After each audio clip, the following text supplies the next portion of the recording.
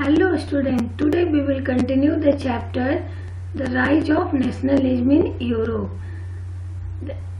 आज हम लोग इसके अंतर्गत पढ़ेंगे the making of nationalism in Europe. इसमें सबसे पहले बात करेंगे हम Germany, Italy and Switzerland were divided into kingdoms, duchies, cantons whose rule had their autonomous territories।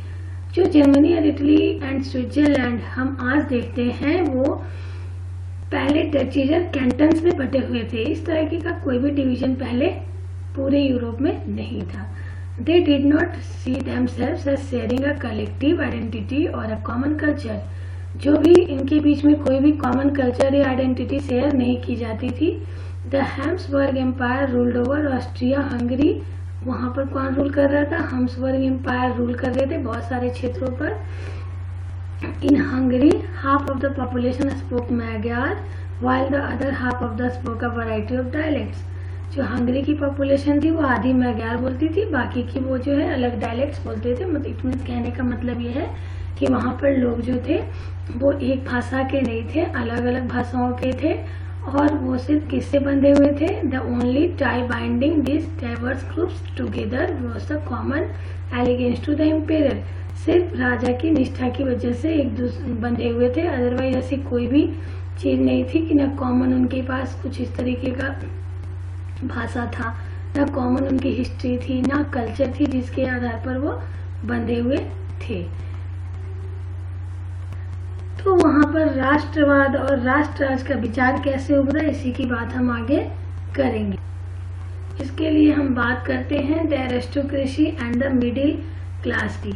सबसे पहले एरिस्टोक्रेसी और मिडिल क्लास जो वहां पर किस तरीके से उभरे वो थे क्या? Aristocracy socially and political and landed aristocracy was the dominant class of the continent. ये जो एरिस्टोक्रेसी था ये डोमिनेंट क्लास था पूरे यूरोप का। इसके जो है सब 60% लैंड जो है इन्हीं एरिस्टोक्रेसी ग्रुप के पास थी और बाकी के लैंड किसके पास थी? अदर पीपल्स के पास। The members of this class were by a common way of life the cut across regional division. ये जिनके मेंबर्स थे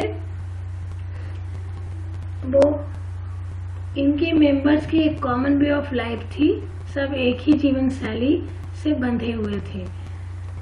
Their families were often connected by ties of marriage। इनकी फैमिलीज एक दूसरे से शादियों से जुड़े हुए थे। This powerful aristocracy was however numerically a small group। The growth of towns and emergence of commercial classes whose existence was based on production for the market।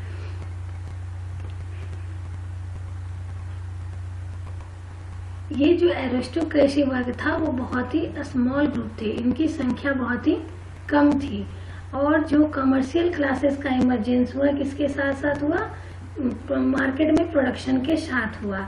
It means industrialisation began in the England in the second half of the 18th century, but in France and parts of the German state it occurred only during the 19th century। Industrialisation जो है England में second half 18th century के second half में शुरू हो गया, लेकिन France और जर्मनी के दूसरे पार्ट्स में ये कब शुरू हुआ? 19th सेंचुरी में शुरू हुआ। इसी के साथ साथ किसका इमरजेंस हुआ? एक नए वर्ग का उदय हुआ जिसको क्या कहते थे? Middle class. Then in its awake new social groups came into being a working class population and middle class made up of industrialists, businessman, professionals. उनमें इंडस्ट्रियलिस्ट भी थे और बिजनेसमैन भी थे और प्रोफेशनल्स भी थे। It was among the educated liberal middle class and ideas of national unity following the abolition of aristocratic privileges gained popularity. इनमें कुछ जो क्या थे? बहुत ही शिक्षित लोग थे, एजुकेटेड लोग थे। और ये जो लिबरल मिडिल क्लास लोग थे इनके पास जो है नेशनल यूनिटी का आइडिया था, उसको स्प्रेड आउट करना चाहते थे।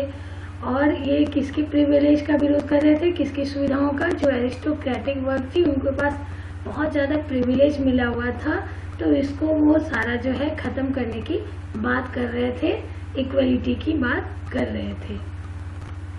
अब यहाँ पर बात करेंगे कि what did liberal nationalism stand for? Liberal nationalism का क्या मतलब होता है? Then in early 18th century, Europe were closely allied to the ideology of liberalism. 19th century के पहले भाग में यूरोप जो है पूरी तरह से लिबरलिज्म के आइडियोलॉजी से जुड़ गया। The term liberalism derives from the Latin root liber meaning free. Liberalism जो आया है वो वर्ड लैटिन से आया है, इसका मतलब होता है फ्री, लिबर का मतलब आजाद। Liberalism stood for freedom for the individual and equality of all before law. Liberalism का मतलब हुआ कि सब लोग जो है बराबर हैं लॉ के आगे।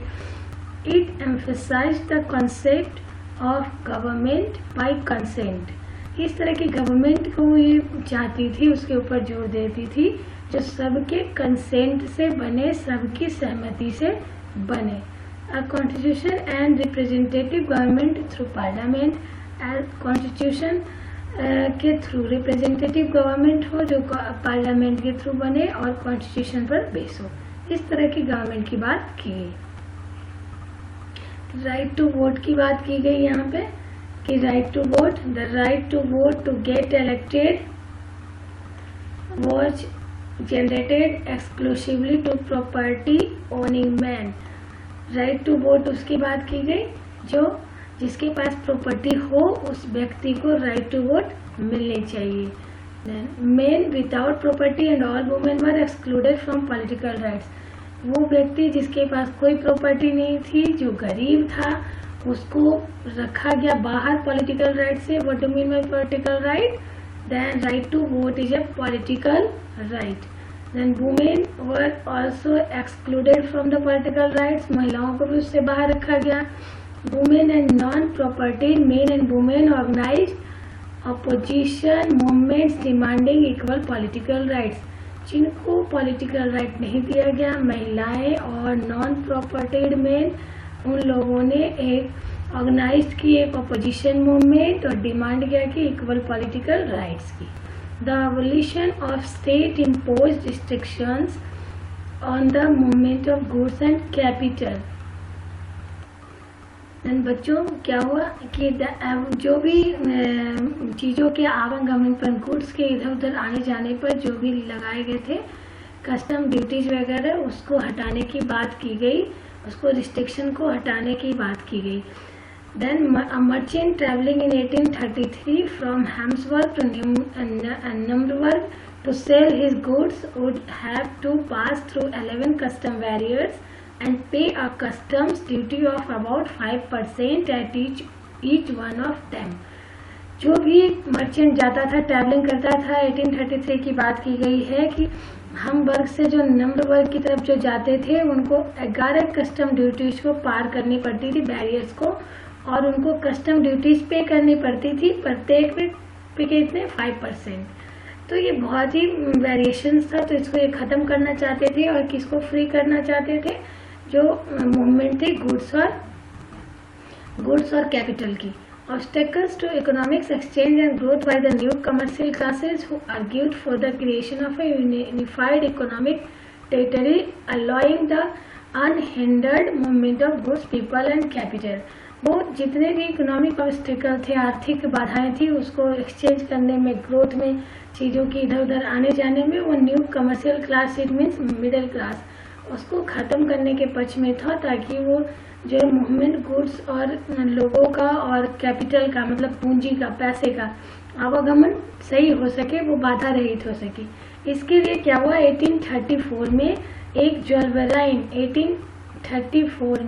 एक जोल्वराइन नाम का एक जो है कस्टम यूनियन फॉर्म किया गया। किसके पहल पे? प्रशा की पहल पे। 1834 में कौन सा यूनियन फॉर्म हुआ? जोल्वराइन यूनियन फॉर्म हुआ। और उस जोल्वराइन ने क्या किया? जो यूनियन थी, यूनियन ने क्या अबॉलिश करी? The union abolish tariff barriers and reduce the number of currencies from over 30 to 2। उसने अबॉलिश कर दिया, टैरिफ बैरियर्स को ख़त्म कर दिया। और क्या रिड्यूस किया? करेंसीज भी अलग अलग थी। कितनी करेंसीज थी उस समय? 30 से उसने हटा करके कितनी कर दी? 2 करेंसीज कर दी वहाँ पर पूरे यूरोप में।